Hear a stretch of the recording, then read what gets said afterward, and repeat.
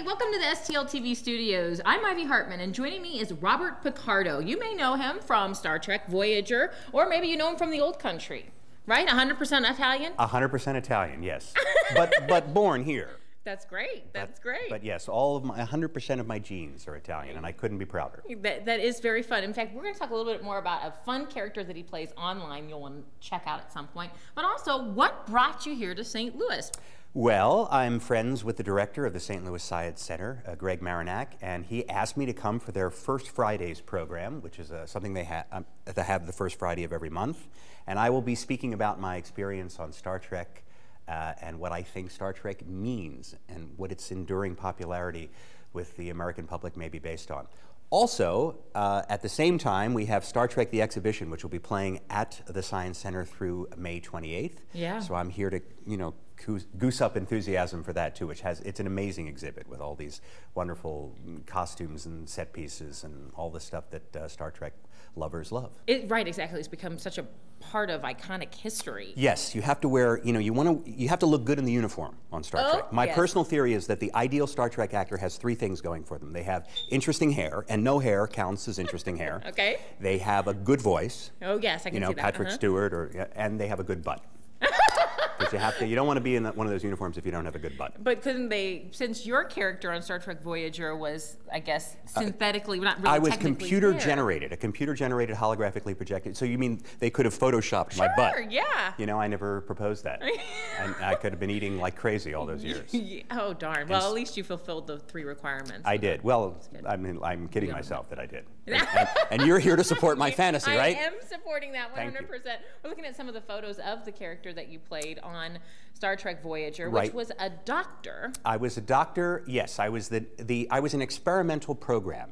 If the main doctor was too busy or incapacitated in some way, they would activate the Emergency Medical Hologram by saying, "Computer, activate the Emergency Medical Hologram," and suddenly I would appear and I would say, "Please state the nature of the medical emergency."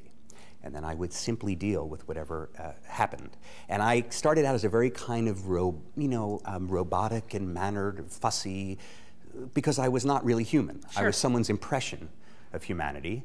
And then as the show progressed over 7 years, I grew more and more real and human-like. So it was a wonderful kind of an arc for an actor to get to play. Well, you haven't always had this interest in acting. I guess it stemmed from an experience you had at Yale, but you were pre-med there.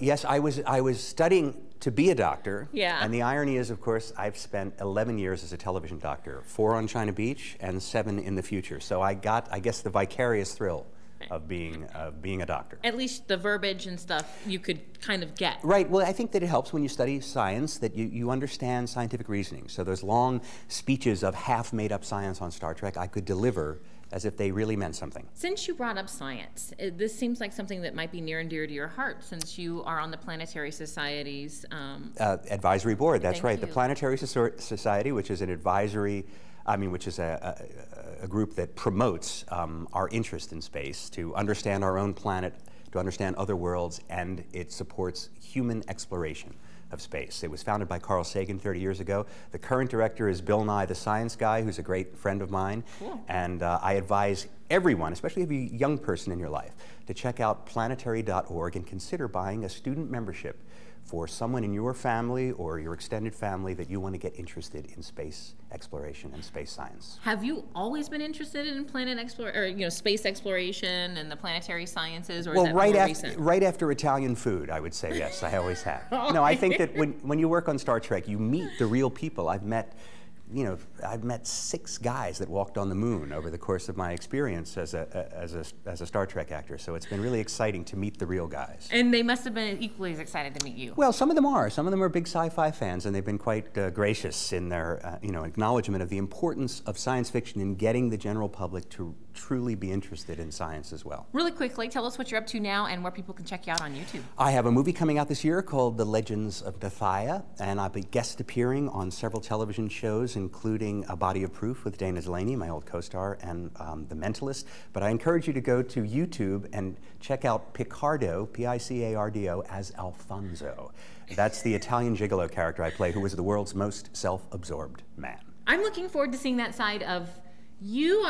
Aren't characters somewhat a derivative of some kind of A relative? No, please don't blame that on my Italian relatives. But I have a big head of hair and a smoking jacket and a cheesy Italian accent, and I tell you what you need to do to make your love life better. And my experience will be that much richer when I go check them out on YouTube. Now that you and I have met, check out Star Trek The Exhibition Monday through Friday from 9:30 to 4:30, on Saturdays from 9:30 to 7, and Sundays they're open 11 to 4:30. And you can see on Sundays, 12 and under are free with an adult admission. Also, there's the First Fridays, which are going on also at the St. Louis Science Center. To find out more information, you go to slsc.org. Robert, thanks for joining us here in the studio. Thank you, my pleasure, Ivy. I went to Ivy League College, so I guess I'm in your league. You know what? I get that. I get that a lot. A lot, I'm sorry. That or poison ivy. You know what? We get a lot. We like to get a lot of information to help you experience St. Louis. Just having great stars like Robert in our studio is one aspect of that. So keep it locked to STL TV so that we can help you experience St. Louis.